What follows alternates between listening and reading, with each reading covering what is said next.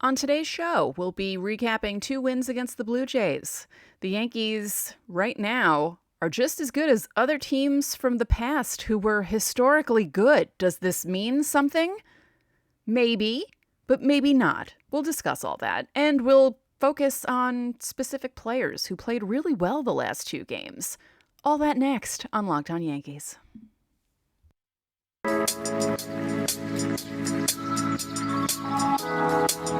You are Locked On Yankees, your daily New York Yankees podcast. Part of the Locked On Podcast Network, your team every day.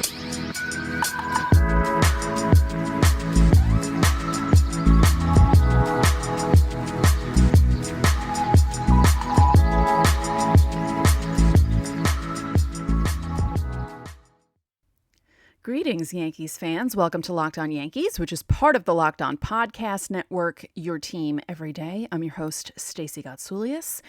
In case you don't know who I am, because I know not everyone watches this podcast regularly, and there might be some newbies around here, I got my start blogging about baseball in the early 2010s and worked my way up to writing on sites like Baseball Prospectus, the Hardball Times. I had work appear on ESPN. This is not a brag. I just wanted to give you the background so you knew why I host this show. Plus, I've been watching baseball since the late 1970s, since sitting on my dad's lap. So there's a lot of baseball knowledge in this head, although some of it's getting fuzzy. The getting old thing is kind of rough. Anyway, I would like to thank you for making Locked On Yankees your first listen every day. We're free and available on all platforms, including Apple, Odyssey, Spotify, Stitcher. You can watch and subscribe to us on YouTube, and please hit the like button on our videos and comment. I'm trying to get better at answering your comments. So yeah, leave as many comments as you can. And when you get into your car, you can tell your smart device to play podcast Locked On Yankees. These Yankees, huh? Hey, I'm excited. We spoke about it on yesterday's show. Abby kind of razzed me a little bit, my co-host, about the fact that I'm being optimistic about the Yankees. And it's weird for me to feel optimistic because I'm always careful to punctuate the optimistic statement with a, well, it's kind of early, or, it's too early to get too excited, but like that sort of thing.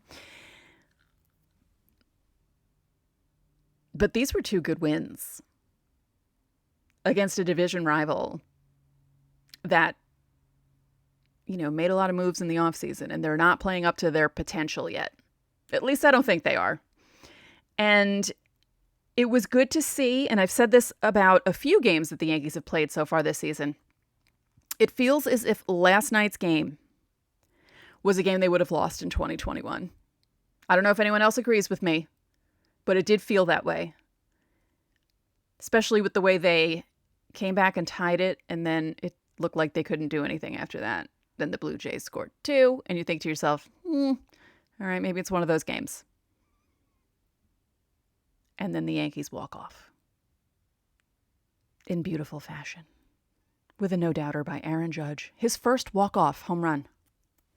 Now, that's the funny thing. A lot of baseball fans did not realize that that was Aaron Judge's first walk-off home run. He's had walk-offs.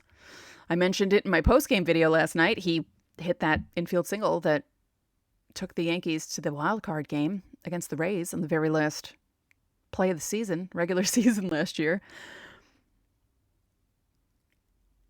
That was a bomb, but that was great. That was so good. And it's funny that the Yankees scored 9 runs. Their first 9 runs against the Blue Jays were on 3-run home runs. Stanton, then Judge, and then today's game, Gleyber. We'll talk about today's game in segment 2. But last night's game, let's look at some of the numbers from last night's game. My goodness, just, as I said, it really felt like one of those games that they could lose, or that they would lose, and that the 2021 Yankees would have lost. I mean, they were no hit until the 6th inning. And Yusei Kikuchi ruining my prediction of the Yankees doing well every other start. Although they got to him, and then they were able to tie the game. in that inning. But yeah, what's with the Yankees being no hit for the first few innings of every game and then suddenly waking up? Hey, if it results in victories, I won't mind it so much. But if this starts happening and they start losing, I'm not going to like it, obviously. But it's very weird that they keep doing this. They did it against the Rangers, too. So last night, the no-hitter was broken up by a double from DJ LeMahieu. It was his one hit on the night, but hey, it was a big one. Nice double there. Stanton ended up 2 for 4. Judge was 2 for 5. Those 3 were the only ones with hits last night because, again, the Yankees didn't really do much hitting-wise because it took them so long to do something. And then in that 9th inning, I think Romano walking Trevino was the big blow. You can't walk someone like Trevino. That's going to bite you in the butt. And it did. Big time. I do enjoy the fact that the Yankees have, I guess it's the gritty that they do when they're rounding the bases, and just before they get to home plate, they dance. Last night's game was also chippy. After Stanton hit his game-tying home run, Josh Donaldson was hit by a pitch. Garcia was thrown out of the game. Donaldson, after the game, was saying, I don't think it was intentional, but it looked intentional. He could see why the umps would think it was intentional because it happened right after the home run. I mean, at least it wasn't the first pitch after the home run, but the Blue Jays didn't like that too much because there wasn't a warning. They just threw him out. And then after the game, the umpires said that some words were spoken between Josh Donaldson and Heineman behind the plate, Toronto's catcher, before that. And I think from that, they decided the intention was there, and that's why they threw Garcia out of the game. So things did look chippy between the Yankees and the Blue Jays, and I was a little worried that would carry over into today's game. It did not really, thank goodness, but I was slightly worried about that. But it does make the rivalry a little more spicy, you know. I don't want it too spicy. Honestly, I don't want people hurt. Josh Donaldson said that where he got hit, it didn't hit him in his pad, and it made his entire arm go numb. He's like, yeah, it must have hit a nerve that I didn't even realize I had because I couldn't really feel my arm. I'm like, well, that's not good, but okay. But Donaldson, if you have a chance, watch that post-game interview. Just the way he was answering the questions. I know anyone who's been watching this show or listening to the show for a while, you know I was not happy when the Yankees got Donaldson, but you know what? I'm changing my mind on him. I like how fiery he is. I love that he's the first guy jumping out of the dugout whenever someone hits a home run. I like him. And if he starts hitting home runs, I'm going to like him even more. I am. Oh, we'll talk about that in a second, too. I think when summer comes, or when the weather starts getting really warm, the weather is warming up this week, but when the weather gets really warm, balls will be flying out of the stadium. And speaking of the warm weather, with spring in the air, it's a time for renewal and growth, personally and professionally. As your small business grows, LinkedIn Jobs is here to make it easier to find the people you want to talk to faster and for free. Create a free job post in minutes on LinkedIn Jobs to reach your network and beyond to the world's largest professional network of over 810 million people.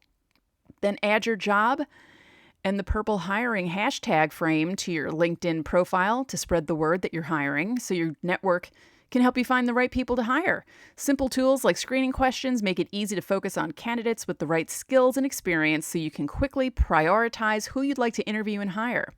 It's why small businesses rate LinkedIn Jobs #1 in delivering quality hires versus leading competitors. LinkedIn Jobs helps you find the right candidates you want to talk to faster. Did you know every week, nearly 40 million job seekers visit LinkedIn? Post your job for free at linkedin.com/lockedonmlb. That's linkedin.com/lockedonmlb to post your job for free. Terms and conditions apply. Thanks for making Locked On Yankees your first listen every day. For your next listen, check out the Locked On Now podcast, where you get recaps of MLB games with analysis from our local experts who are taking fans through the season like no other network. It's free and available wherever you get your podcasts. So yeah, I was slightly worried about the chippiness carrying over into today's game. Thankfully, it didn't. Although some of the Blue Jays look kind of pissy, but that was, Vlad Jr. looked a little pissy because Clay Holmes made him look silly. But he makes a lot of people look silly. And this was a good statement by the Yankees. Just keep winning series. And even after they won last night, I thought to myself, all right, if they split, that's fine. It's a 2-game series. They didn't lose it. And if it's a split, that's fine. It's the Blue Jays, and there's nothing wrong with splitting a series against the Blue Jays. But this was a really good showing by the Yankees. They showed that as long as the pitching keeps them in a game and they get a big hit, they can win. That happened last night. 2 big hits, 3-run home runs at the right time. Stanton to tie. A few innings later, Judge to win. And then this afternoon's game, Gleyber Torres single-handedly beats the Blue Jays 5-3. He hits a 3-run home run into the short porch. 361 feet, I believe is what the number was. And then a 2-run single. And he did this last week, where he beat them 3-2 by himself. So, hey, if Gleyber Torres wants to take a game every series and beat the Blue Jays single-handedly, I'm all for it. You do you, Gleyber Torres. That would be absolutely wonderful. I would love that. That'd be great. And, Gleyber Torres hitting, DJ LeMahieu hitting, Aaron Judge hitting, helps the Yankees big time. Aaron Judge, the league leader in home runs. That's always fun. Although I will say, after the walk-off last night, I always get worried when I see them jumping up and down and celebrating because, Aaron Judge broke a tooth a few seasons ago. And I'm always afraid that someone's going to roll an ankle or something stupid during a post-game celebration, and I cringe every time I see it. As excited as I was slightly scared that someone would do something because things are going a little too well for the Yankees, and it feels like something's going to happen. I'm always waiting for the other shoe to drop. Is anyone else like this? Let me know in the comments on YouTube if you're watching this, if you feel the same way, that you're cautiously optimistic, you're cautiously happy about how well the Yankees are doing right now, but you're still afraid that something's going to happen to ruin it. And I don't like this feeling. I used to like the feelings that I had in the 90s. Where it was like, oh no, the Yankees are going to win the World Series. You don't have to worry about the Yankees. It's not like that anymore. Now, before we get into the recap of today's game, I have to say this. This is the 9th time the Yankees have started 22-8 through 30 games. The other times, 2003, 1998, 1958, 1950, 1939, 1932, 1928, 1923. Guess what they did in nearly every single one of those years except 2003? They won the World Series. 2003, they reached the World Series. So, what does this mean? Absolutely nothing. But it is a good sign that they're 22-8 and in first place in the AL East. For now. Again, it's early. It's May 11th, but this is a good sign. So today's game, they went down early 1-0. Not a big deal. Not a big deal at all. Jameson Taillon, I was talking him up on yesterday's show, and it wasn't a bad start. It wasn't his best start, but it wasn't a terrible start. Went 5 1/3, 2 runs on 6 hits, 1 walk, 4 strikeouts. His season ERA is 2.93 now.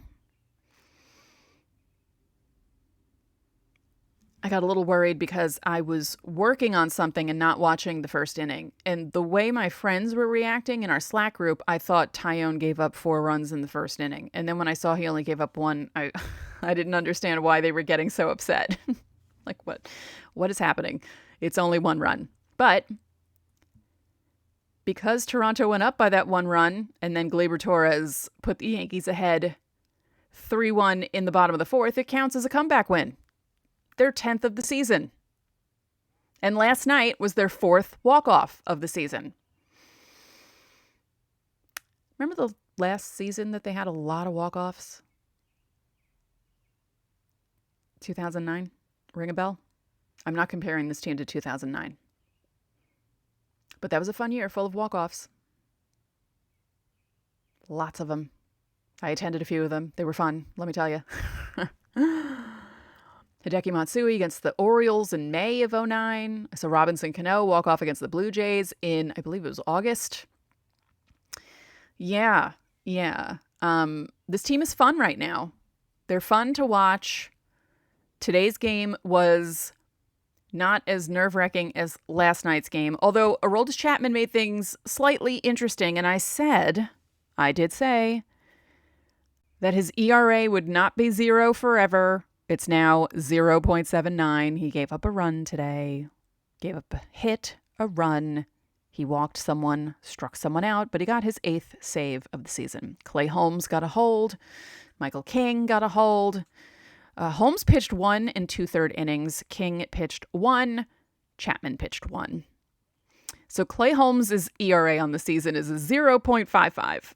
And King's went down to 1.35. After that home run that he gave up to Brad Miller that jumped it up to 1.42. Yankees bullpen is a strength. Their defense is a strength. Their offense, when it gets going, is a strength. And they're looking good right now. And they're fun to watch right now. And it's nice. It's a nice surprise to see this team doing what they're doing right now. Will it last all season? Who knows? Who knows? But for right now, this is fun. And Gleyber Torres doing what he's doing so far is going to be a big help. DJ LeMahieu getting hits, going to be a big help, because those were 2 guys that, they had a rough 2021, and that hurt the Yankees a lot. So having those guys doing things in the lineup, really good. LeMahieu's average is up to 290. Not that that means anything, because no one really cares about batting average, but if you look at someone's slash line and it starts with a 290, that's always a positive thing. He went 2 for 4 today. Torres was also 2 for 4. Gallo had a hit. Marwin Gonzalez had a hit. Judge, Rizzo. And let's see. They had 1 walk, struck out 6 times. And 2 for 5 with runners in scoring position, only left 4 on base. Now the Blue Jays were 0 for 7 with runners in scoring position, and they left 9 on base. So they had a bit of a rough outing. George Springer hit the home run off Tyone. And wait, that was last night. That was off Sevy. Sorry. I was conflating the games. I didn't even talk about Sevy last night. Kind of rough, but then he settled down. Wasn't the best start from Luis Severino, but that could have been worse. I mean, Boone had said it on the post game last night that they could have taken him out a lot earlier, and they didn't. He stuck it out. Lasted 4 2/3, not great. Gave up 3 runs, not great in 4 2/3, but 8 strikeouts, 2 walks. So, some of those numbers are good. Miguel Castro threw a pitch last night that Pitching Ninja put up on Twitter. So look it up. It was strike 3 on, I can't remember who it was. But it was a 3-2 pitch. Looked like it was heading outside, and then it just went middle. I don't know how he did it. I don't know how some of these guys do these pitches. It was a sinker, and it was unbelievable. And it's like they're throwing wiffle balls. I don't understand how it's possible that they could do this. But, Miguel Castro's been pretty good coming over from the Mets. So, yeah. Good times. Now, summer is coming. The Yankees are doing well so far. Will they keep doing well heading into the summer? Hopefully. And you know what it means if summer's coming? You're going to need Built Bars. Because Built Bars are the perfect snack to take with you on family vacations. Throw them in your bag, your kids' backpacks. Make sure everyone has a bar so you're fueled for your summer adventures. The best part about Built Bars, they're healthy and delicious. No more sacrificing delicious food for health. With Built Bar, you can have both. And all you have to do is go to Built.com and order now. All Built Bars and Puffs are covered in 100% chocolate. That means with Built Bar, you can eat healthy and actually enjoy doing it. There's so many good flavors to choose from. Good flavors with the Puffs and the regular Built Bar. Go to Built.com to get all your favorites. They're delicious, and new flavors are coming out all the time. Go to Built.com, use promo code LOCKED15 and get 15% off your order. Again, use promo code LOCKED15 for 15% off at Built.com. It's hard to believe that it took this long for Aaron Judge to hit his first walk-off home run. I was at a game a few seasons ago where he had a chance. There were runners on base. The Yankees found themselves down. I think they were down 2 runs. And I got excited because I thought, holy cow, he hasn't hit a home run, walk-off home run. And what if I'm here to see it? And then he struck out. Womp womp. Actually, was it that game against Seattle? I'm trying to think if it was the game against Seattle, right? They were down 2-0. It was the last game I went to. And I think that's what it was. Yeah. And I think he came up and didn't do anything. And see, Sweet Pea knows. She knows how angry I get about that stuff.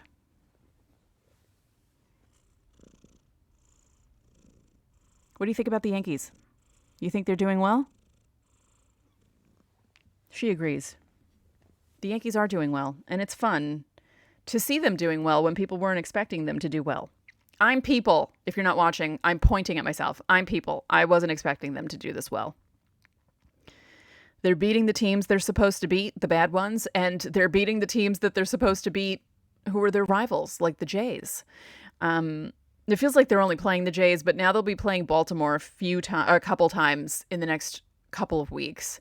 Seems like they're trading off with the White Sox in Baltimore, and this is an important stretch. They have to keep this going. They don't need to sweep everyone, but just win the series. Keep winning series. That is the key. Keep winning series. But if you have a chance to sweep, do not punt, Aaron Boone. Do not punt. Has he learned that lesson? Possibly. But I don't want to see the C lineup if the Yankees are going into a Sunday or a last game of the series and they've won 2 or 3, depending on how long that series is. No punting. Can't do it. Not with the way the AL East is stacked right now.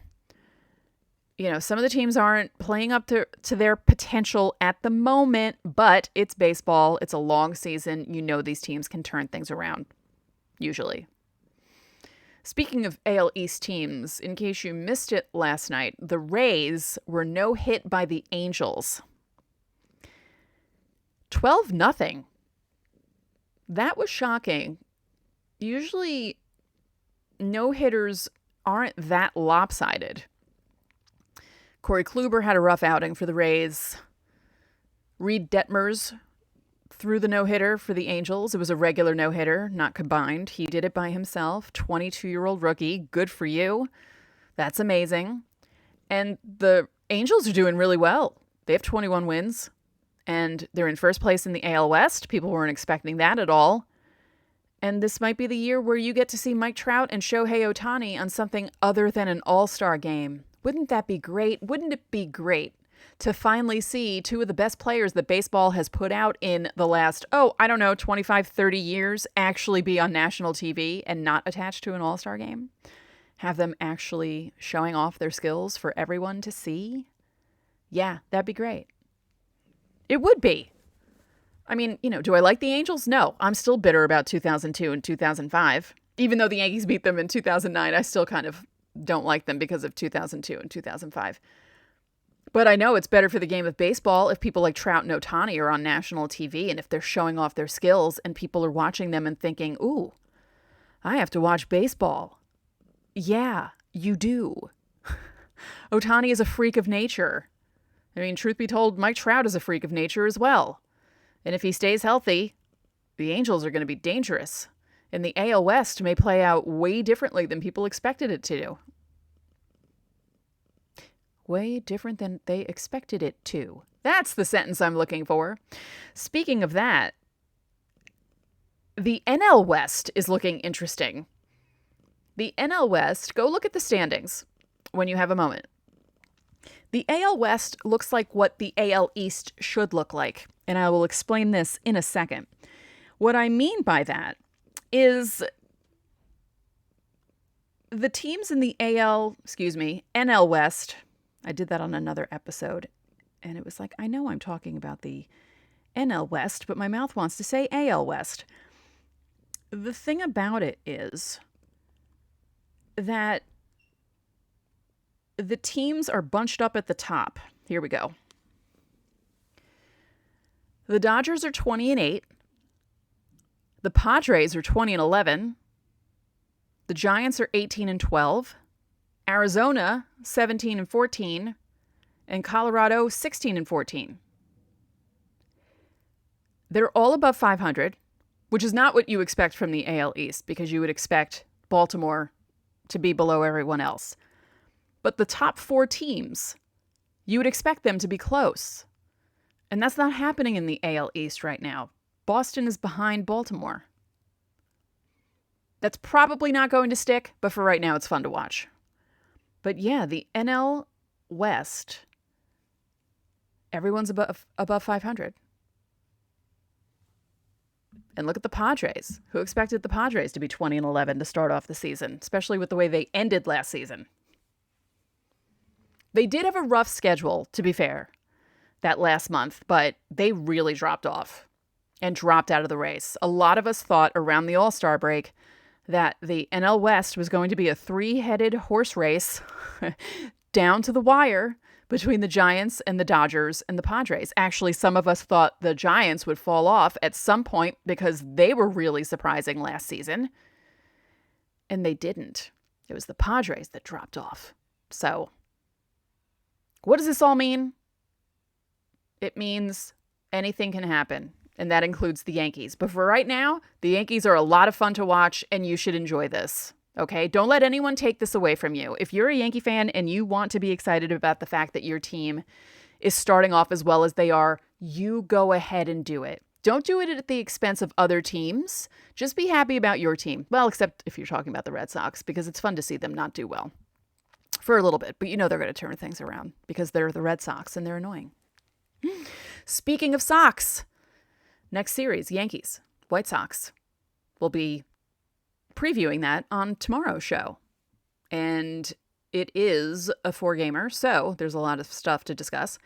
And at least I think it's a 4-gamer, yes. Yes, that's right. The Yankees are playing 23 games in 22 days. They're not off until Memorial Day. So, yeah, there's going to be a lot of baseball to watch over the next couple of weeks and a lot of things to watch out for. And if the Yankees are still doing as well when they're off on Memorial Day, if they're still doing as well as they're doing now, then we can start talking about how legit this team is.